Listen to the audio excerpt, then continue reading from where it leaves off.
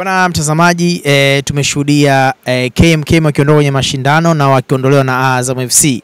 KMKM inakuwa timu ya kwanza kutoka kwenye mashindano haya kwa upande wa Zanzibar, lakini Azam inakuwa timu ya kwanza kwenda hatua ya nusu fainali kutoka Tanzania bara. Bwana mbele yetu ni mchezaji mwenye nidhamu ama mchezaji mwenye mchezo wa kiungwana zaidi kutoka KM. Jina lako nani?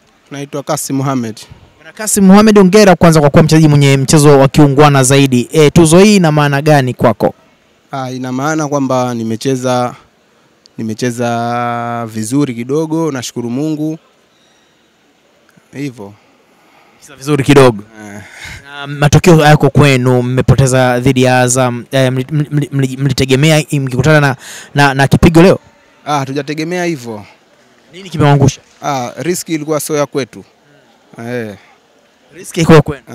Sasa unawaambia nini wana KMKM baada ya matokeo haya mabaya, mnaondoshwa kwenye mashindano ya muungano mwaka huu? Tunaambia tu wazidi kutusapoti, si bado tunaweza kupambana. Ligi ya kwetu tutapambana vizuri. Ndio. Basi shukrani sana, nikutakie, nenda kapumzike salama kaka. Sawa sawa.